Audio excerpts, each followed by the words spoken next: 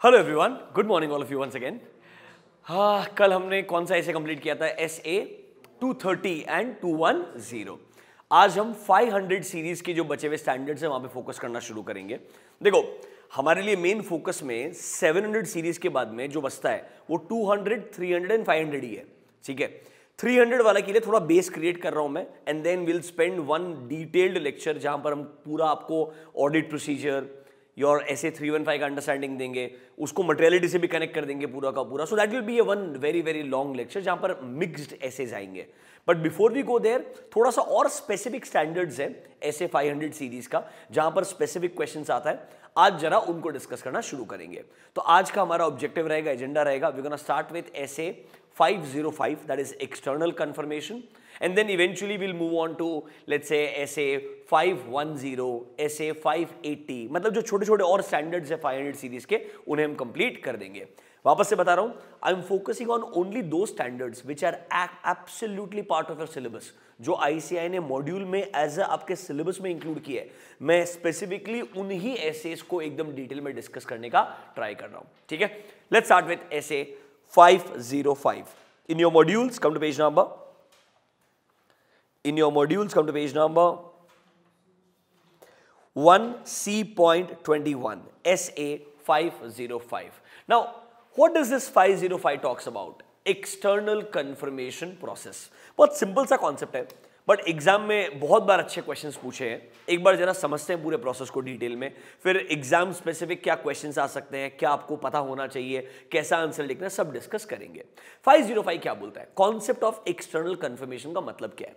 ये एक तरीका है जिसके अंदर हम एज अ ऑडिटर एक कंफर्मेशन लेटर बनाते हैं। We draft a confirmation letter and we send this confirmation letter to respective third parties. अब सर, किसको लेटर भेजेंगे, क्यों लेटर भेजेंगे, वो क्वेश्चंस आपके दिमाग में आएंगे। तो सर, आपको जब हम SA 500 पढ़ाएंगे ना ऑडिट एविडेंस के बारे में, तो आप पता चलेगा आपको there is something called as internal source of evidence and there is something called as external source of evidence, and external source of evidence is more reliable in comparison to internal. इसीलिए वो external source को use करने के लिए जो method है, जो तरीका है, वो एक तरीका है SA 505 एक्सटर्नल कंफर्मेशन प्रोसेस। शुरुआत कैसे होता है? सबसे पहले आप उन एरियाज को आइडेंटिफाई करो कि आपको किस एरिया में इंफॉर्मेशन थर्ड पार्टी से कंफर्म करके चाहिए। फॉर एग्जांपल, सबसे कॉमनली हम 505 को किस पर्पस के लिए यूज करते हैं? जो हमारे अकाउंट बैलेंसेस हैं which are outstanding with a third party, that means balances with debtors, balances of creditors, outstanding loan balances, आपका जो बैलेंस विद बैंक रहेगा as on 31 March, if the inventory is lying with a third party. मतलब ये कुछ ऐसे account balances हैं जो directly indirectly third party से रिलेटेड है, तो हम शायद इनके रिगार्डिंग कंफर्मेशन लेटर ऑब्टेन करना चाहेंगे डायरेक्टली थर्ड पार्टी के साथ। तो नॉर्मली इन एरियाज के लिए, इन पर्पसेस के लिए एक्सटर्नल कंफर्मेशन यूज किया जाता है। Now what is the definition of this external confirmation? देखो बेटा, इसका मतलब है it is a direct return response. It is a direct return response. मतलब रेस्पॉन्स कहां से आ रहा है? डायरेक्टली थर्ड पार्टी से ऑडिटर के पास में आ रहा है। अ direct return response which is received by the auditor from a respective third party. या तो कोई ना कोई अकाउंट बैलेंस को कंफर्म करेगा। अच्छा सर, एक बात बताओ, ये अकाउंट बैलेंस के अलावा कोई और इंफॉर्मेशन ऑब्टेन करने के लिए यूज कर सकते हैं क्या? बिल्कुल। I will give you an example. There can be third party agreements, like royalty agreements हो सकते हैं, कॉन्ट्रैक्चुअल टर्म्स हो सकते हैं। तो हम चाहेंगे वो जो अग्रीमेंट्स है, वो जो टर्म्स है, वो भी हम थर्ड पार्टी से कंफर्म कर ले, क्योंकि कभी कभी वो अग्रीमेंट्स के बेसिस के ऊपर बड़ा अमाउंट इन्वॉल्व हो सकता है हमारे फाइनेंशियल स्टेटमेंट के अंदर। So it's not just confirming account balances, even if you want to confirm the terms of certain contracts और अग्रीमेंट्स, उसके लिए भी आप थर्ड पार्टी को कंफर्मेशन लेटर भेज सकते हैं। मतलब पॉइंट क्या है? पॉइंट सिंपल है कि भाई सिर्फ अकाउंट बैलेंसेस के अमाउंट के लिए नहीं, इवन थर्ड पार्टी से कुछ टर्म्स वगैरह कंफर्म करने हैं कॉन्ट्रैक्ट या अग्रीमेंट रिलेटेड, उसके लिए भी एक्सटर्नल कंफर्मेशन प्रोसेस यूज किया जा सकता है। तो सर, डेफिनेशन क्या है? अ direct return response received by the auditor from a third party regarding कुछ इंफॉर्मेशन कंफर्म करना होगा, either related to account balance और मे बी कुछ और information which can be part of agreements और कॉन्ट्रैक्ट्स एटसेट्रा। मतलब इस तरीके का इंफॉर्मेशन अगर आपको थर्ड पार्टी से कंफर्म करके चाहिए, चाहे वो अकाउंट बैलेंस के फॉर्म में रहे या कोई और इंफॉर्मेशन के फॉर्म में रहे, तो ये प्रोसेस आप यूज कर सकते हो। उसको हम बोलते हैं एक्सटर्नल कंफर्मेशन प्रोसेस। एक काम करते हैं, मॉड्यूल में एग्जैक्ट क्या डेफिनेशन दिया मेरे साथ देखो, क्या आपको समझ में आता है, स्ट्रीमलाइन होता है क्या, वो चेक करते हैं। आ जाओ, in your modules come to page number 1C.22। Are you there? देखो, definition of external confirmation. Sir, it can be defined as an audit evidence obtain. Sir मतलब ये तरीका है जिससे ऑडिट एविडेंस मिलने वाला है। सर कैसे मिलेगा? डायरेक्ट रिटर्न रिस्पॉन्स मिलेगा। किसको मिलेगा? ऑडिटर को मिलेगा। किससे मिलेगा? From a third party. यहां पर थर्ड पार्टी को हम क्या बोल सकते हैं? Confirming party. कंफर्मिंग पार्टी मतलब वो पार्टी जो इंफॉर्मेशन को कंफर्म करके आपको रिस्पॉन्ड करने वाला है। सर ये पेपर फॉर्म में आ सकता है, ईमेल के अंदर इलेक्ट्रॉनिक फॉर्म में आ सकता है, या मे बी समटाइम्स अगर ये रिस्पॉन्स हमको नहीं आया, लेट्स से रिटन रिस्पॉन्स, अगर हमारे लेटर को कंफर्मेशन नहीं आता है, हम इवन कॉल करते हैं रिस्पेक्टिव पर्सन को और कॉल करके कंफर्मेशन ऑब्टेन करते हैं और बाद में उनको रिक्वेस्ट भी करते हैं, after this call we will send you an email, kindly confirm the email. तो even it can be in any other form. Objective क्या है? आपको इंफॉर्मेशन पे कंफर्मेशन चाहिए। It will act as a source of audit evidence for you guys and it will be an external source of audit evidence, तो reliable भी रहेगा। ये process को हम बोलते हैं एक्सटर्नल कंफर्मेशन प्रोसेस। मतलब समझ में आया क्या? अच्छा सर, क्या क्या इंफॉर्मेशन, अब टुकड़ों में डिवाइड करेंगे। बेसिक मतलब समझ में आ गया। अब सर नॉर्मली एक्सटर्नल कंफर्मेशन से क्या क्या इंफॉर्मेशन पे आपको कंफर्ट मिल सकता है? पहले इंफॉर्मेशन क्या क्या हो सकता है उस पे दिमाग लगाते हैं, सीधा आओ directly. Can you see determining कि क्या इंफॉर्मेशन को आप कंफर्म करवा सकते हो या रिक्वेस्ट कर सकते हो। देखो सबसे कॉमनली जो यूज होता है ना, वो होता है account balances. Can you see the word account balances? उनके रिगार्डिंग मतलब अमाउंट आउटस्टैंडिंग कितना है डेटर्स के पास में, क्रेडिटर्स के पास में, फिर लोन्स एंड एडवांसेस का आउटस्टैंडिंग बैलेंसेस क्या है, बैलेंस विद बैंक्स का आउटस्टैंडिंग बैलेंस क्या है, इन्वेंटरी जो थर्ड पार्टी के पास पड़ा है उसका वैल्यू कितना है, ये सब चीजें नॉर्मली कंफर्म करते हैं। इसके अलावा क्या कंफर्म कर सकते हैं? एक चीज को मार्क करना, sir they may also be use to confirm. ये एमसीक्यू या करेक्ट इनकरेक्ट में आ सकता है। वो करेक्ट इनकरेक्ट में क्या पूछेगा? External confirmation request process can be used only to confirm the balances outstanding with third parties. Correct or incorrect? Incorrect. ये सिर्फ एक चीज है। इसके अलावा अगर आपको कुछ टर्म्स ऑफ अग्रीमेंट्स या कॉन्ट्रैक्ट समझना है, कुछ इंपॉर्टेंट ट्रांजैक्शंस जो हुए हैं कंपनी और थर्ड पार्टी के बीच में, वो सिर्फ ट्रांजैक्शन ही कंफर्म करवाने का है। मतलब फॉर एग्जांपल कभी कभी एक बहुत बड़ा कमीशन का चेक दिया आपने किसी को, अनयूजुअल नेचर का ट्रांजैक्शन है, पहले कभी हुआ ही नहीं है, मेरे को सिर्फ वो ट्रांजैक्शन ही कंफर्म करना है कि एक्चुअली में ये लेजिटिमेट ट्रांजैक्शन है या नहीं है। तो जरूरी नहीं है अकाउंट बैलेंस ही कंफर्म करोगे, कभी कभी terms of contract, terms of agreement and even की ट्रांजैक्शंस हुए हैं या नहीं हुए हैं। अब एक वर्ड है उसको हम बहुत डिटेल में नहीं पढ़ सकते यहाँ पे, there is something called as side agreement. मैंने आपको बताया था there is something called as vendor kickback. कभी कभी हमारे जो एम्प्लॉइज हैं वो थर्ड पार्टी या सप्लायर से एक साइड में अग्रीमेंट कर सकते हैं। हम चाहते हैं ऐसा ना हो, तो कभी कभी हम थर्ड पार्टी के रेस्पेक्टिव पर्सन को लेटर भेजेंगे कि भाई ऐसे कोई साइड अग्रीमेंट्स एग्जिस्ट तो नहीं करते हैं ना जो आपके नॉलेज में है, ये हमें कंफर्म करके दीजिए। बिकॉज ये vendor kickback is more like my employee is charging a commission from a supplier, because वो सप्लायर को बोल रहा है तेरे से गुड्स परचेस करवाऊंगा मैं, इंश्योर करूंगा, तो उसके बदले मुझे कैश में कमीशन दे दे। इस तरीके के साइड एग्रीमेंट लोग करते हैं। हम चाहते हैं ये सब ना हो, because this will lead to indirectly more expenses booked in your books. Are you understanding my point? तो बॉटम लाइन, इस तरीके का कोई भी इंफॉर्मेशन अगर आपको कंफर्म करना है, आप एक्सटर्नल कंफर्मेशन लेटर का इस्तेमाल कर सकते हैं। तो देखो डेफिनेशन समझ में आ गया, क्या क्या इंफॉर्मेशन कंफर्म करवा सकते हैं वो समझ में आ गया। क्लियर है सर? अब ये बताओ प्रोसेस क्या होता है, how do we actually send this confirmation letter, what is the actual process?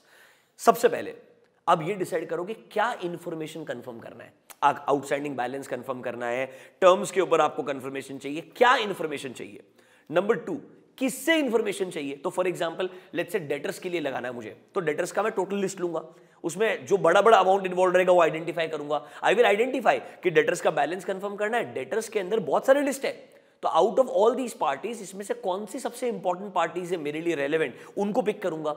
फिर मैं एक प्रॉपर कंफर्मेशन लेटर बनाऊंगा, आपको दिखाऊंगा एक सैंपल में, don't worry about it. I will design a proper confirmation letter. उसके बाद में मैं लेटर को सेंड करूंगा, और जब मैं लेटर सेंड करूंगा, इंपॉर्टेंट है, it should be addressed to a right person.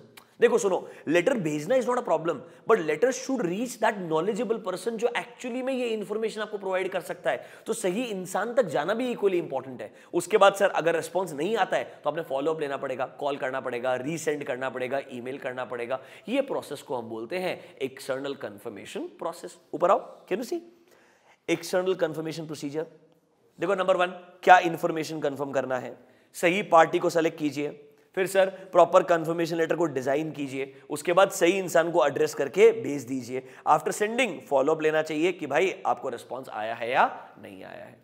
देखो ये बहुत सिंपल सा स्ट्रेट फॉरवर्ड स्टैंडर्ड है। अगर आप सही में स्ट्रीमलाइन करके समझ लो कि भाई डेफिनेशन क्या है, क्या इंफॉर्मेशन है, प्रोसेस क्या है, कोई दिक्कत नहीं आएगा, you will be more than comfortable.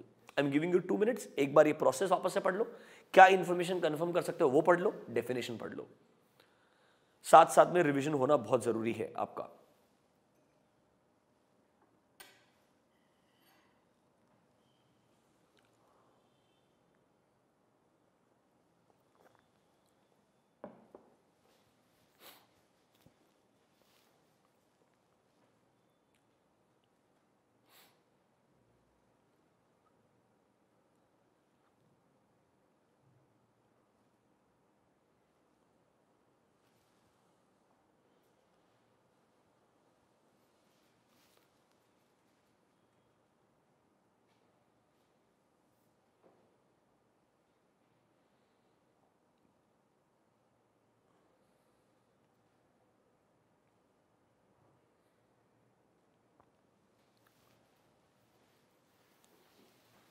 ठीक है,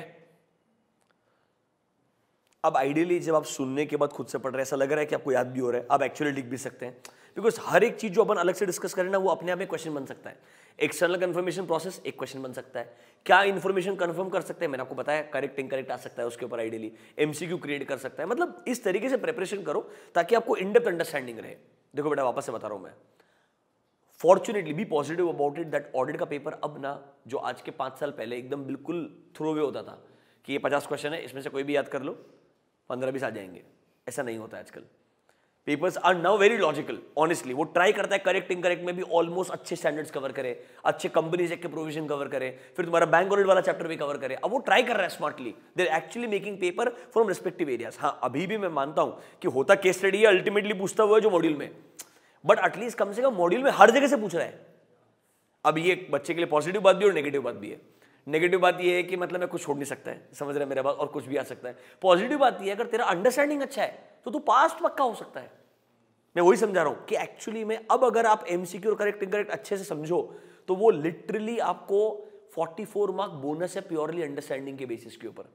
लिटरली मैं आपको ये लास्ट 4 अटेम्प्ट के करेक्ट इनकरेक्ट सब सॉल्व करा के दे दूंगा लास्ट में। आपका अंडरस्टैंडिंग के बाद में आपको बहुत सिंपल लगेगा। और मेजॉरिटी आंसर्स में तो ना लिटरली ये स्टेटमेंट ऐसा कैसा लिखा हुआ है, और ये स्टेटमेंट अब आप प्रोसेस भी कर सकते हो बिकॉज आपने उसको इतना समझ लिया है। एक बार पहले पढ़ा होगा, फिर खुद से रिवाइज भी किया होगा, एक बार फिर सुन लिया है, आप खुद से भी रिवाइज कर रहे हो, मतलब अब आपका थोड़ा सा वोकेबुलरी अच्छा हो जाएगा। Don't worry about it. आगे बढ़े, come to page number 1C.23। Can you see the next heading, selecting the appropriate confirming party. ये हेडिंग इतना सा बोल रहा है कि भाई जिस थर्ड पार्टी के बंदे को आप एड्रेस लिख करके एड्रेस कर, the letter which you are addressing, that person should be right person. वो नॉलेजेबल इंसान होना चाहिए, वरना ये पूरा प्रोसेस जो ना वो वेस्ट हो जाएगा।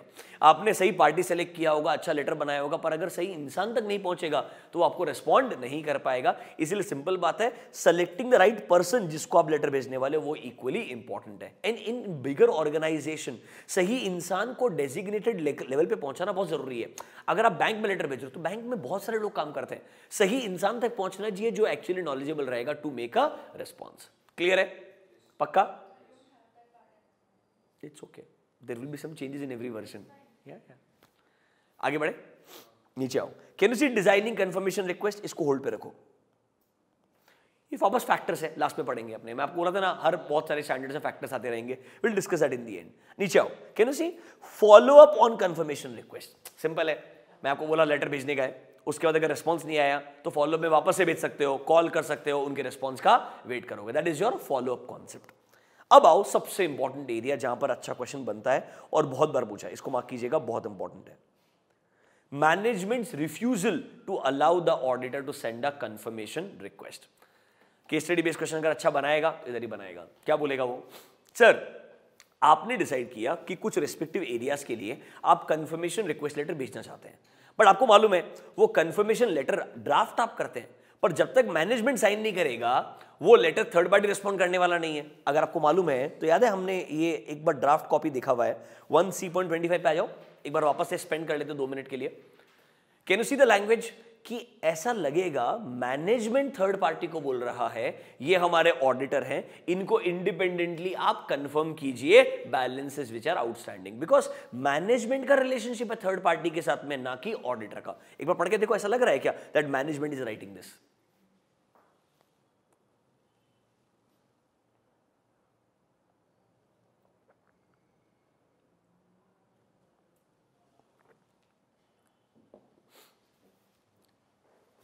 ऐसा लग रहा है ना?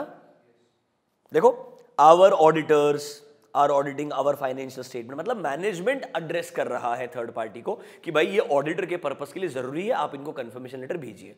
पॉइंट क्या है मेरा, हो सकता है आपने डिजाइन कर लिया, ड्राफ्टिंग कर लिया, पर अल्टीमेटली साइन तो मैनेजमेंट को करना पड़ेगा ना before you send this confirmation letter.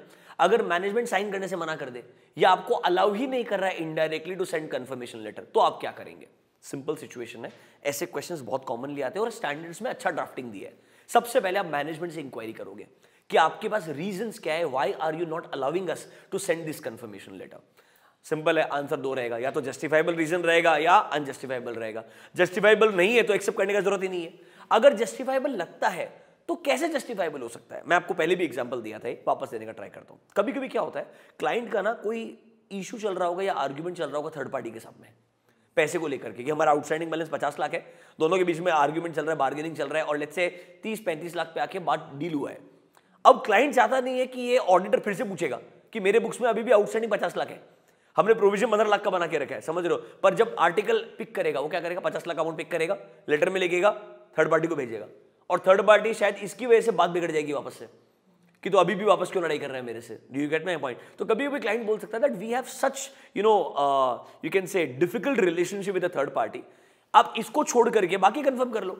They may have a justifiable situation, because आप तो अपना काम कर रहे हैं पर उनको बिजनेस रन करने का है, they have a more important relationship to serve, तो sometimes they make such a request. तो आपको समझना पड़ेगा कि एक्चुअली में जस्टिफाइबल लग रहा है क्या। देखो, अगर वो ऐसा स्टोरी बता रहा है तो ये स्टोरी का कोई ना कोई डॉक्यूमेंट्री एविडेंस भी रहेगा, क्लाइंट ने ईमेल्स भेजे होंगे, थर्ड पार्टी ने रिस्पॉन्ड किया होगा, कोई ना कोई कम्युनिकेशन चैनल रहेगा, आपको वो सब गो थ्रू करना चाहिए, उस कम्युनिकेशन चैनल को लेकर के अपने वर्किंग पेपर्स में डॉक्यूमेंट करना चाहिए, तो आपको समझ में आएगा कि हाँ एक्चुअली में जस्टिफाइबल सिनेरियो है।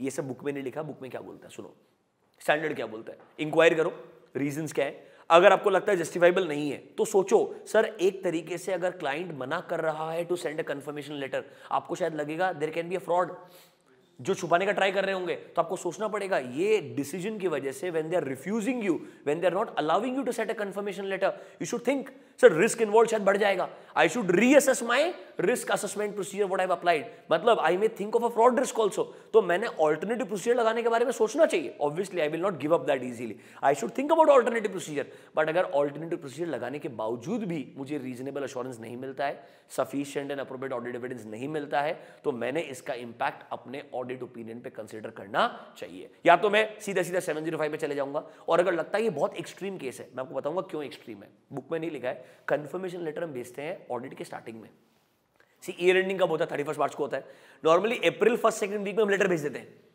अगर तभी मना कर दिया मतलब अभी तक आपने ऑडिट किया ही नहीं है, you may even consider withdrawal from the engagement. Are you understanding my point? ये वो सिचुएशन है कि अब मैनेजमेंट एक रेस्ट्रिक्शन इंपोज कर रहा है, शायद आपको लगता है आप कंटिन्यू नहीं कर पाएंगे तो आपने विड्रॉ करने के बारे में सोचना चाहिए। बट ऑब्वियसली ये सब करने से पहले आप मैनेजमेंट एंड टीसीडब्ल्यू कम्युनिकेट करोगे, उनसे पूरा रीजंस अंडरस्टैंड करने का ट्राई करोगे और बाद में ये डिसीजन लोगे। चलो पढ़ते हैं एक बार जरा ढंग से, ये आंसर बहुत इंपॉर्टेंट है, ढंग से पढ़ना। If management refuses to allow the auditor to send a confirmation request, auditor ने क्या करना चाहिए? देखो, auditor should enquire with the management कि उनके रीजंस क्या है, ऑडिट एविडेंस ऑब्टेन करो कि भाई उनके पास एक्चुअली में वैलिड रीजंस है क्या। मैंने बताया ना, फॉर एग्जांपल उन्होंने बोला सर इस पार्टी से लड़ाई चल रहा है, आर्गुमेंट चल रहा है, तो एक काम कर, मुझे वो कम्युनिकेशन चैनल दिखा समझने के लिए कि जो तू आर्गुमेंट दे रहा है वो रीजनेबल है क्या, वैलिड है या नहीं है। फिर देखो नीचे, अगर आपको लगता है ये जो मैनेजमेंट रिफ्यूज कर रहा है शायद इसका इंपैक्ट मेरे असेसमेंट ऑफ ऑडिटर्स पे आने वाला है, मतलब मुझे लगता है शायद there can be a risk of fraud, और शायद मैंने जो प्लान किया होगा ओरिजिनली कि मुझे कितना ऑडिट प्रोसीजर लगाना है वो सब मुझे बदलना पड़ सकता है। यहां बाजू में लिख दो बेटा, read after essay 500 and 315, read after essay 500 and 315। जब मैं आपको दोनों स्टैंडर्ड पढ़ा दूंगा, आपको मैं ऑडिट प्रोसीजर समझा दूंगा, रिस्क ऑफ मटेरियल स्टेटमेंट समझा दूंगा, तभी आपको स्टेटमेंट और लॉजिकल लगेगा। पर सिंपल शब्दों में जब आपने प्लानिंग किया होगा, आपने सोचा होगा कि मुझे मैनेजमेंट मना नहीं करने वाला है, क्योंकि याद है क्या प्री कंडीशन में मैनेजमेंट ने लिख के दिया था एसे 210 में, that they will not restrict you from doing any of the audit work जो आपके स्कोप के अंदर आता है। तो आइडियली उन्होंने हाँ बोला था, ये सोच करके आपने ऑडिट प्रोसीजर बनाया होगा। अब अगर वो मना कर रहा है तो शायद आपको ऑडिट प्रोसीजर को रिविजिट करना पड़ेगा, रिस्क असेसमेंट को रिविजिट करना पड़ेगा, शायद आपको फ्रॉड रिस्क भी लग सकता है। तो आपने आइडियली ऑल्टरनेटिव प्रोसीजर लगाने के बारे में सोचना चाहिए। फिर भी कंफर्ट नहीं आता है तो कम्युनिकेट करके 705 की तरफ जाना चाहिए। देखो, परफॉर्म ऑल्टरनेटिव प्रोसीजर्स। अगर आपको लगता है सर कि उन्होंने अलाउ नहीं किया है, उनके रीजंस अनरीजनेबल है, और सर मुझे ऑल्टरनेटिव प्रोसीजर से भी sufficient and appropriate audit evidence नहीं मिल रहा है, तो पहले तो मैं उनको कम्युनिकेट करूंगा एज पर एसे 260 और उसके बाद अपनी रिपोर्ट पे इंपैक्ट कंसीडर करूंगा एज पर एसे 705। सोचो, अगर रिपोर्टिंग वाला पार्ट समझ में आया है, थोड़ा बहुत भी ऑडिट प्रोसेस का अंडरस्टैंडिंग है, ये सबसे टफेस्ट पॉसिबल क्वेश्चन है, ये आपको सबसे ईजीएस्ट क्वेश्चन लगेगा। मैं बता रहा हूं, अपने बच्चों को टफ ये नहीं लगता है, अपने बच्चों को टफ फैक्टर लगता है। समझ रहे हो मेरा बात? क्योंकि उधर याद करना पड़ता है, इधर याद नहीं करना पड़ता है। ये अंडरस्टैंडिंग है, मुझे मालूम है तुम कभी गलती कर ही नहीं सकता। इधर 2 मिनट स्पेंड करो, पढ़ो, I am sure you will be absolutely fine with this. ये 260 का मतलब क्या है, वापस से बता रहा हूं, ये आपके सिलेबस में नहीं है। ये बोलता है कभी भी ऑडिट रिपोर्ट मॉडिफाई करने से पहले या ईओएम ओएम में कुछ नया इंक्लूड करने से पहले या कोई भी इंपॉर्टेंट मैटर जो आपको मिला है ऑडिट के दौरान, वो आपने कम्युनिकेट करना चाहिए टू टीसीडब्ल्यूजी एंड मैनेजमेंट। वो कम्युनिकेशन करने के लिए जो स्टैंडर्ड है ना, दैट स्टैंडर्ड इज एसे 260।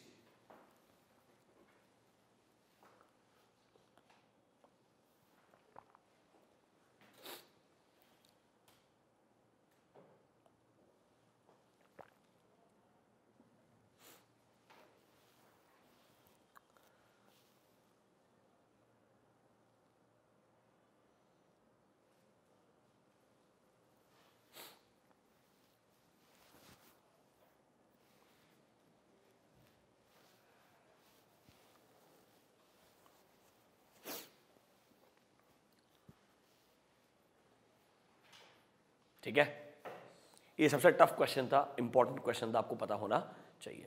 अब एक दो चीजें और है जो फटाफट खत्म करते हैं। ठीक है, can you see the next heading, result of external confirmation request. Simple है यार, जब आप लेटर भेजोगे या ईमेल भेजोगे, सामने लगा रिस्पॉन्स आएगा। सबसे इंपॉर्टेंट क्वेश्चन ये है कि भाई जब उसने रिस्पॉन्स किया, क्या वो रिस्पॉन्स रिलायबल है क्या? ये बहुत सब्जेक्टिव चीज है, एक्सपीरियंस से समझ सकती है कि रिस्पॉन्स रिलायबल है क्या। ये कैसे डिसाइड करूंगा यार? देखो, सिंपल क्वेश्चन ये रिस्पॉन्स कितना इजीली आया है, रिस्पॉन्स किसने भेजा है, रिस्पॉन्स में क्या लिख के भेजा है, समझ रहे हो मेरा बात? और कभी कभी आपको शायद डाउट ये आता है दैट कुछ ऐसे इंपॉर्टेंट इंफॉर्मेशन थे। फॉर एग्जांपल, क्लाइंट के बंदे से आपने बात किया था, 31 मार्च का आउटस्टैंडिंग बैलेंस 50 लाख है। क्लाइंट ने बोला अरे वो गलती से हमने लास्ट डे सेल बुक करने के लिए एक ट्रांजैक्शन रिकॉर्ड कर दिया था हमारे बुक्स में, शायद क्लाइंट ने इसको रिकॉर्ड नहीं किया होगा। पर अगर क्लाइंट का बंदा भी एग्जैक्ट आउटस्टैंडिंग बैलेंस 50 लाख बोल दे फिर भी, then this may give you a hint that maybe the client guy is communicating with the third party guy and asking them to match with the number. Are you understanding my point? So sometimes you may get a hint that sir actually में response में amount match हो रहा है, but शायद वो reliable है या नहीं है। ये बहुत subjective है, ये सिर्फ experience से आ सकता है, बुक में नहीं लिखते हैं। बुक में सिर्फ ये बोलते हैं अपने जजमेंट के बेसिस पे डिसाइड करो कि आपको लग रहा है क्या कि वो जो रिस्पॉन्स है वो रिलायबल लग रहा है या नहीं लग रहा है। फिर अगर आपको रिलायबल लग रहा है फॉर एग्जाम्पल, तो एक क्वेश्चन और आता है। लेट्स से आपने बोला था आउटस्टैंडिंग बैलेंस है 40 लाख क्लाइंट के बुक के हिसाब से, थर्ड पार्टी ने कंफर्म किया आउटस्टैंडिंग बैलेंस 20 लाख ही है। Can I say there is a inconsistency in information? This is called as exception, this is called as exception. तो सर 505 में 3 नए वर्ड्स आएंगे, positive confirmation, negative confirmation and तीसरा word है एक्सेप्शन। पहले एक्सेप्शन पढ़ते हैं, बाद में पॉजिटिव नेगेटिव पढ़ेंगे। एक्सेप्शन क्या होता है? जब आपके क्लाइंट के रिकॉर्ड्स के हिसाब से बैलेंस है x that is 50 lakh, third party confirm कर रहा है नहीं balance outstanding is not 50 lakh, वो कोई और अमाउंट बोल रहा है, that means there is a difference in the balance as per client records and the third party, this can be called as exception situation. क्या करोगे इस एक्सेप्शन का? कुछ नहीं, मैनेजमेंट को बोलो रिकंसाइल करके बैठे, उनका काम है थर्ड पार्टी से कोऑर्डिनेट करके रिकंसाइल करने का। तो आप सर एक्सेप्शन का डेफिनेशन कहां पढ़ेंगे? स्टैंडर्ड के स्टार्टिंग में page number 1C.22 can you see definitions, आपको एक वर्ड मिलेगा एक्सेप्शन, मिला गया? ढंग से मार्क करना, एमसीक्यू में इंपॉर्टेंट है। a response that indicates difference between information which is requested to be confirmed, मतलब जो क्लाइंट के रिकॉर्ड्स में है एंड जो इंफॉर्मेशन थर्ड पार्टी ने प्रोवाइड किया है, अगर उन दोनों में डिफरेंस है तो आप बोल सकते हैं this is an exception situation. आपको फिर सोचना पड़ेगा ये एक्सेप्शन जो एक मिला है क्या इसका इंपैक्ट बाकी पॉपुलेशन पे आ सकता है क्या? समझ रहे हो मेरा बात? सोचना पड़ेगा। कभी कभी हो सकता है जिस थर्ड पार्टी ने रेस्पॉन्स दिया जहां डिफरेंस मिला वो थर्ड पार्टी के ही जो अदर रिलेटेड पार्टीज है उनसे ही ट्रांजैक्शन है, तो मे बी और भी डिफरेंसेस मिल सकते हैं आपको आइडियली। तो आपको सोचना पड़ेगा ये एक एक्सेप्शन का इंपैक्ट पूरे पॉपुलेशन में कितना आएगा, वो एक्स्ट्रापोलेशन आपको करना पड़ेगा। ये एक्स्ट्रापोलेशन हम आपको ऐसे 530 में पढ़ाएंगे, that when you come across such misstatements और differences how do you deal with them, that we will talk in SA 530, that is audit sampling. Exception word समझ में आया क्या? पक्का? श्योर? अभी तक देखो क्या क्या पढ़ाया। सबसे पहले कंफर्मेशन रिक्वेस्ट का मतलब क्या होता है, प्रोसेस क्या होता है, क्या क्या इंफॉर्मेशन कंफर्म करने के लिए बोला जा सकता है। सही इंसान, नॉलेजेबल इंसान को लेटर भेजना बहुत इंपॉर्टेंट होता है। फिर सर सबसे इंपॉर्टेंट चीज कि भाई I think we talked about one more thing, no? हाँ, सबसे इंपॉर्टेंट, अगर मैनेजमेंट आपको अलाउ ही ना करे to send a confirmation letter तो आप क्या करेंगे? अब इसके अलावा लास्ट कॉन्सेप्ट बाकी है फैक्टर्स के पहले। पॉजिटिव कंफर्मेशन क्या है, नेगेटिव कंफर्मेशन क्या है, दोनों में डिफरेंस क्या है, और नेगेटिव कंफर्मेशन कब सूटेबल होता है। ढंग से सुनना 2 मिनट के लिए। पॉजिटिव नेगेटिव में एक्चुअल डिफरेंस क्या होता है? सर पॉजिटिव कंफर्मेशन का मतलब है अ कंफर्मेशन लेटर जहां पर आप या तो मेंशन करेंगे कि आउटस्टैंडिंग बैलेंस 40 लाख है, या लेट्स से मेंशन नहीं करेंगे आउटस्टैंडिंग बैलेंस क्या है, बट आप चाहते हैं थर्ड पार्टी 100% रिस्पॉन्ड करे। That means let's say out of 1000 customers मैंने कुछ 100 कस्टमर्स को सेलेक्ट किया, उनको लेटर भेजा, मैं चाहता हूं ये 100 के 100 लोग रिस्पॉन्ड करें मुझे कि अगर मैंने बैलेंस लिख के भेजा है तो मैच होता है कि नहीं होता है, बैलेंस नहीं लिख के भेजा है तो वो लिख करके मुझे बताए उनके हिसाब से बैलेंस क्या। मतलब I want a response from all those third parties जिनको मैं ये लेटर भेज रहा हूं। This type of confirmation request can be called as positive confirmation request. मतलब I want a response from all the third parties, चाहे वो मेरे उस बैलेंस से अग्री करे या ना अग्री करे, चाहे मैंने बैलेंस नहीं लिखा है उनको लिख के देना पड़ेगा, बट मेरे को रिस्पॉन्स सबका आना चाहिए। This is called as positive. Sir what is negative? Negative में आप बोल रहे हो कि हम लेटर के अंदर अमाउंट लिख के भेजेंगे, आउटस्टैंडिंग बैलेंस इज 40 लाख, एक ही सिचुएशन, नेगेटिव में अमाउंट लिख के भेजना पड़ेगा और साथ में एक स्टेटमेंट लिखेंगे इस अमाउंट को क्लाइंट, जो क्लाइंट के बुक्स में 40 लाख है जो हमने लिख के भेजा है, इसको आप एज अ थर्ड पार्टी अपने बुक से कंपेयर करो और अगर आपको डिसएग्रीमेंट है या डिफरेंस लगता है तो ही रिस्पॉन्ड करो, वरना रिस्पॉन्ड मत करो। In case of negative you want a response only if there is a disagreement. Sir मतलब क्लियर है, पॉजिटिव में आप चाहते हो 100 लोगों को लेटर भेजा, सबका रिस्पॉन्स आना चाहिए। नेगेटिव में आप चाहते हो 100 को भेजा, सिर्फ जो लोग डिसएग्री करते हैं उनका रिस्पॉन्स आना चाहिए। Which one is more reliable और more persuasive? Obviously positive will be more persuasive और मोर रिलायबल, क्योंकि यहां पर ना वैसा नहीं होगा। कैसा नहीं होगा? नेगेटिव में हो सकता है 5 लोगों ने लेटर देखा, कंपेयर ही नहीं किया और लेट्स से वो आलस में आकर के रिस्पॉन्ड ना करे, तो आपको क्या लगेगा? रिस्पॉन्ड नहीं किया मतलब बैलेंस मैच होता होगा। Can I say it's a little bit higher risk जो आप ले रहे हैं। तो सर ऐसा मत सोचो कि नेगेटिव कभी यूज नहीं करते, पर ऐसा बोल सकता हूं सिर्फ नेगेटिव लगाना बिल्कुल गलत होगा। मतलब एक एरिया पे आप और कोई ऑडिट प्रोसीजर नहीं लगा रहे हो, सिर्फ नेगेटिव लगा रहे हो, ये टू मच रिस्क है to take in case of a particular area. This can not be the only procedure you apply on a area. हाँ, इसके अलावा तुम बाकी प्रोसीजर लगाने वाले हो, तुमको नेगेटिव का यूज करना है, कर सकते हो, कोई दिक्कत वाला बात नहीं है, but this can not be the sole procedure और the only procedure. Do you understand the basic difference between positive and negative? शांति से डेफिनेशन पढ़ो मेरे साथ में। फिर सर नेगेटिव कब यूज हो सकता है उसका हम रीजंस पढ़ेंगे। आ जाओ page number 1C.22 I there. ढंग से पढ़ना, पॉजिटिव कंफर्मेशन का डेफिनेशन क्या बोलता है? Sir it is a request that the confirming party responds directly to the auditor indicating कि whether they agree or disagree with the information which is given in the request। मतलब आपने letter में 50 लाख लिख के भेजा था कि आउटस्टैंडिंग बैलेंस हमारे क्लाइंट के हिसाब से है, इससे आप अग्री करते हो या डिसएग्री करते हो, मुझे आपसे रेस्पॉन्स चाहिए। और ढंग से सुनना, और अगर आपने अमाउंट लिख के नहीं भेजा था तो they will what they will do, they will provide the requested information. दोनों चीजें हैं, मतलब पॉजिटिव में हो सकता है या तो आपने अमाउंट लिख के भेजा होगा तो वो कंफर्म करेंगे वेदर दे अग्री और डिसएग्री, या आपने अमाउंट लिख के नहीं भेजा होगा और फिल इन द ब्लैंक्स दे दिया होगा तो वो आपको रिक्वेस्टेड इंफॉर्मेशन प्रोवाइड करेंगे। स्टेट ढंग से पढ़ना, दो चीजें उसमें, या तो आपने जो लिख के भेजा होगा उससे वो अग्री डिसएग्री करके रेस्पॉन्ड कर देंगे, या they will provide you the requested information which you want. Word और ध्यान रखना बेटा, ये और है, मतलब दो चीजें हैं पॉजिटिव के अंदर, मतलब पॉजिटिव में दोनों ऑप्शन है मेरे पास में, मैं अमाउंट लिख के भी दे सकता हूं या फिल इन द ब्लैंक्स भी छोड़ सकता हूं, दोनों केस में रेस्पॉन्स मुझे थर्ड पार्टी से चाहिए। क्या पॉजिटिव कंफर्मेशन क्लियर है? क्या नेगेटिव में बोलेगा कि आपने जो लेटर में लिख के भेजा है अमाउंट, उससे अगर वो डिसएग्री करते हैं तो ही वो रेस्पॉन्ड करेंगे। देखो sir, when you want confirming party to respond directly to the auditor only if they disagree with the information provided. मतलब सर एग्जाम में क्वेश्चन आ सकता है, क्या नेगेटिव कंफर्मेशन रिक्वेस्ट में आप बिना अमाउंट दिए फिल इन द ब्लैंक्स दे सकते हो? क्या नहीं दे सकते हो, क्योंकि वो सिर्फ पॉजिटिव में होता है। नेगेटिव में आपको अमाउंट लिखना ही पड़ेगा, क्योंकि उनको रेस्पॉन्ड तभी करना है when they disagree. If you don't write the amount, how will they decide whether they want to agree और not? Are you understanding my point? ये बिल्कुल टेक्निकल डिफरेंसेस हैं, पर अच्छे एमसीक्यू करेक्ट इनकरेक्ट बन सकते हैं। बाद में आपको आंसर में सिर्फ डेफिनेशन लिखने का है, आंसर में कोई लॉजिकल रीजन देना ही नहीं है, बिकॉज ये कॉन्सेप्ट है, there is no reason. That's how they are designed. Do you understand positive and negative? That is why can we conclude? What do you want to conclude, sir? Come to page number 1C.24. Negative confirmation provides less persuasive audit evidences than positive confirmation. मतलब क्या है?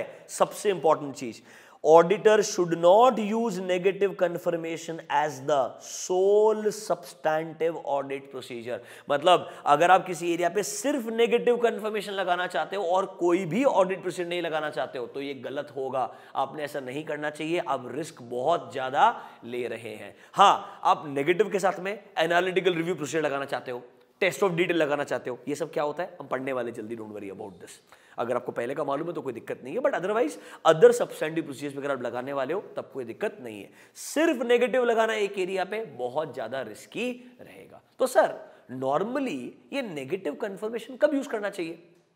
Simple शब्दों में, जब आपको लगता है किसी एरिया में रिस्क ऑफ मटेरियल स्टेटमेंट कम है, किसी एरिया में कंट्रोल्स काफी अच्छे हैं, किसी एरिया में अमाउंट इन्वॉल्व जो है वो काफी छोटा है, या they are more of homogeneous transaction. Homogeneous मतलब similar nature of transaction, unusual transaction कम लगते हैं आपको, या सर आपको लगता है यहां पे chances of exception are low. Exception मतलब जो बुक में है आपके और जो थर्ड पार्टी करेगा रिस्पॉन्ड, उसमें डिफरेंस, मतलब आपको लग रहा है यहाँ पे एक्सेप्शन होने के चांसेस बहुत कम है, ये आपके प्रीवियस एक्सपीरियंस के बेसिस पे आपने डिसाइड किया। अगर ये सब सिचुएशन मैच होती है तो शायद आप सोचेंगे कि नेगेटिव कंफर्मेशन लगाया जा सकता है। ढंग से मार्क करना एक लाइन को, सर इफ, देखो ढंग से, unless all of the following are present, अगर ये सबके सब प्रेजेंट है तो ही आप नेगेटिव लगा सकते हो। प्लीज समझना, if all these conditions are present तभी आप नेगेटिव लगा सकते हो। Number 1, when you believe risk of material statement is low, when you believe controls are operating effectively, when you believe there are small large number of homogeneous items, मतलब similar nature के transactions रहेंगे,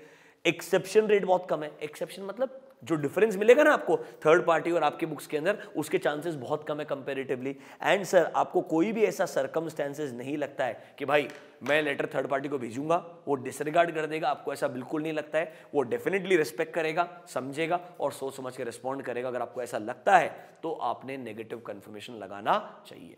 exam में ये question final में काफी बार पूछा है, inter में सिर्फ एक आध बार ही पूछा है, but this can be a good question in a tough exam. ऐसे कैटेगरी के क्वेश्चन आ सकते हैं।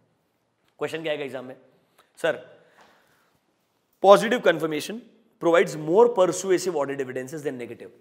तो ऐसे सर्कमस्टेंसेस बताओ जब आपने नेगेटिव कंफर्मेशन का इस्तेमाल करना चाहिए। तो पहले तो सेम सेंटेंस आएगा और आपको बोलना पड़ेगा कि सर अगर आप सिर्फ नेगेटिव कंफर्मेशन को as a sole audit procedure use करना चाहते हो तो गलत होगा, ऐसा नहीं करना चाहिए। अगर सारी फॉलोइंग कंडीशंस प्रेजेंट है तो ही आप नेगेटिव कंफर्मेशन का इस्तेमाल कर सकते हो। क्या क्या कंडीशन है sir? Risk of material statement comparatively कम है, इंटरनल कंट्रोल्स आर अच्छे से डिजाइंड है और they are operating effectively. Sir आपको यहां पर लगता है अमाउंट इन्वॉल्व भी कंपैरेटिवली स्मॉल है and they are more of a homogeneous nature transactions और अकाउंट बैलेंसेस। आपको लगता है एक्सेप्शन होने के चांसेस भी कंपैरेटिवली कम है और आपको कोई भी ऐसा रीजन नहीं लगता है कि आप लेटर भेजोगे थर्ड पार्टी को और वो अननेसेसरीली डिसरिगार्ड करेगा आपके रिक्वेस्ट को। अगर आपको ऐसा नहीं लगता है तो ही आपने नेगेटिव कंफर्मेशन यूज करने के बारे में सोचना चाहिए। बात समझ में आया क्या? ये इंपॉर्टेंट है, 1 मिनट वापस दे रहा हूं, अच्छे से रीड कर लो। ये अपने आप में अलग एक 5 मार्क का क्वेश्चन बन के आ सकता है। और बेटा ये क्वेश्चन ना करेक्ट इनकरेक्ट के बाद पहला क्वेश्चन ही होता है नॉर्मली, और सीए फाइनल में तो लिटरली पहला क्वेश्चन होता है, वहां पे करेक्ट इनकरेक्ट नहीं होता है। वहां पे एमसीक्यू हुआ 30 मार्क का, फर्स्ट क्वेश्चन इज ऐसे question which is the compulsory question. जैसे करेक्ट इनकरेक्ट कंपलसरी होता है ना, वैसे फाइनल ऑडिट में फर्स्ट क्वेश्चन कंपलसरी होता है, उसमें 4 पार्ट होते हैं और 3 तो कंपलसरीली ऐसे के होते हैं, चारों भी हो सकते हैं बट 3 तो कंफर्म होते हैं और ऐसे ट्रिकी क्वेश्चन ही पूछे जाते हैं वहां पे।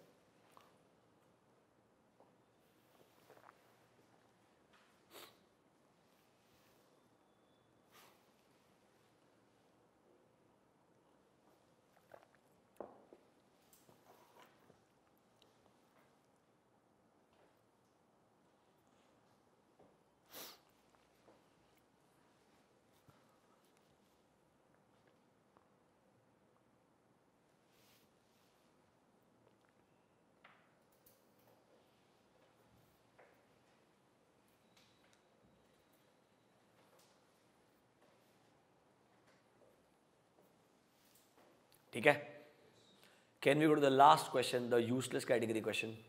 फैक्टर वाला क्वेश्चन बाकी है ना, आखिरी वाला, अगर ऐसे तुमको परेशान करने का है। देखो टेक्निकली ये इजी कैटेगरी का क्वेश्चन है क्योंकि इसमें दिमाग ही नहीं लगाने का ज्यादा, समझ रहे हो मेरा बात। अगर आपको वो एग्जाम में क्वेश्चन पूछता है that let's say you are a senior audit staff, you want to assist the junior audit staff in designing the confirmation request letter, आप क्या क्या फैक्टर्स दिमाग में रखेंगे while designing this confirmation request letter. मतलब basically question factors के ऊपर है, इंपॉर्टेंट चीज। Come to page number 1C.23, are you there? देखो क्या बोलता है, factors to be considered while designing confirmation request letters. अब देखो इसमें कुछ पॉइंट्स जो बहुत इजी रहेंगे आपको मार्क करवाता हूं और जो लॉजिकल रहेंगे, स्ट्रेट फॉरवर्ड रहेंगे। सबसे पहला point number 2, the layout and presentation of confirmation request.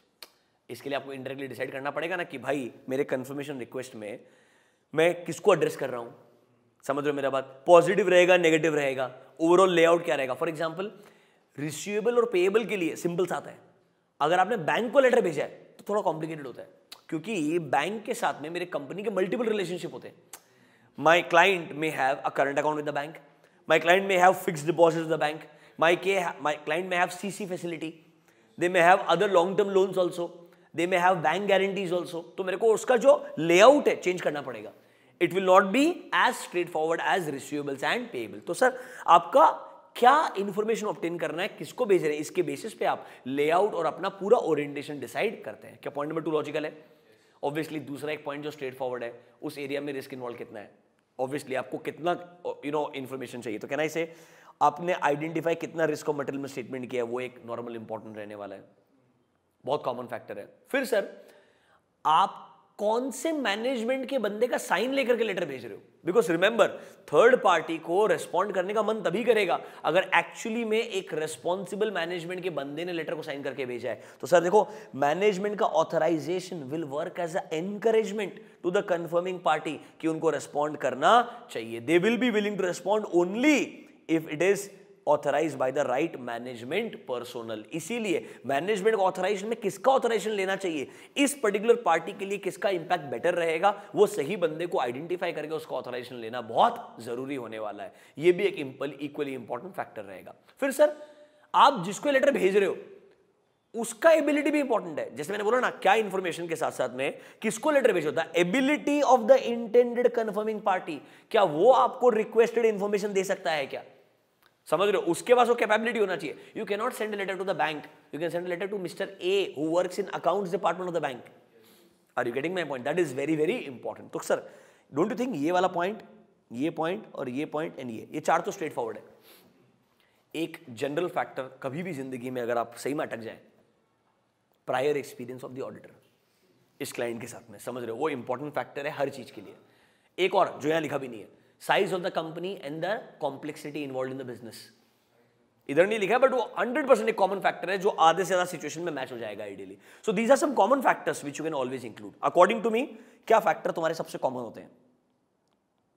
Size, nature of business मतलब रिप्रेजेंट करता है कॉम्प्लेक्सिटी को, फिर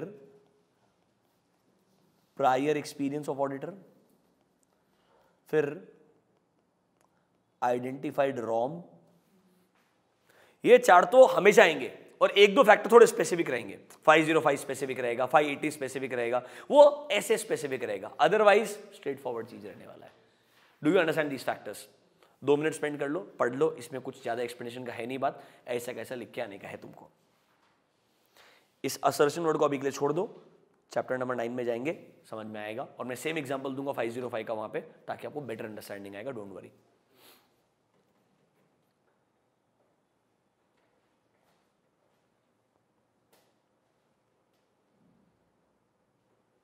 वैसे जो बचा हुआ जो है मेथड ऑफ कम्युनिकेशन है वो भी इजी है. पेपर फॉर्म में है, इलेक्ट्रॉनिक फॉर्म में है, ओरल है, कैसे है, ठीक है. That's more like a time pass. कोई भी 4 फैक्टर लिखने का कैपेबिलिटी होना चाहिए. डिफाइन करने का एक्सटर्नल कंफर्मेशन क्या होता है? And sir while designing the following factors should be kept in mind. कोई भी 4 होगा. इसका बेस्ट पार्ट होता है क्या है ऐसे क्वेश्चन का? 4 में 4 मिलते हैं. This is the only question where you can get exact marks, क्योंकि आंसर छोटा छोटा होता है ना, लिटरली उतना तो वर्ड मैच किया, खत्म खत्म खत्म, simple. This marks the end of essay 505. Exam point of view से इंपॉर्टेंट क्वेश्चंस. प्रोसेस पे क्वेश्चन आ सकता है. नेगेटिव कंफर्मेशन क्या होता है और कब सूटेबल रहेगा, अच्छा क्वेश्चन बन सकता है. फिर तीसरा, मैनेजमेंट अगर मना करता है to send a confirmation letter, आप उससे कैसे डील करेंगे, वो तो फाइनल कैटेगरी का बहुत इंपॉर्टेंट क्वेश्चन है. बहुत बार पूछा है, इंटर में आया है, उतना फ्रीक्वेंटली नहीं आया जितना फाइनल में आया है, but still in a tough examination definitely can be a question. और लास्ट जो सबसे कॉमन क्वेश्चन है, factors. So these are your questions from SA 505. देखो ऑनेस्टली जो बहुत सिंपल स्ट्रेट फॉरवर्ड ऐसे है वहां मैं सब कुछ ही कवर करने का ट्राई करूंगा, बिकॉज वहां पर क्या है, let them ask a specific question, you should be able to answer. But हाँ, कुछ कुछ ऐसे होंगे, कुछ कुछ चैप्टर्स ऐसे होंगे जहां बहुत ज्यादा कंटेंट रहेगा, वो शायद रिवीजन में सब कवर करना मुश्किल होगा. वहां पर सिर्फ हम इंपॉर्टेंट पे फोकस करने वाले हैं, क्योंकि देखो हर ऐसे का एक लिमिट रखना पड़ेगा, उसके बियॉन्ड डिस्कशन रिवीजन में नहीं कर सकते. So that's all for essay 505. Thank you.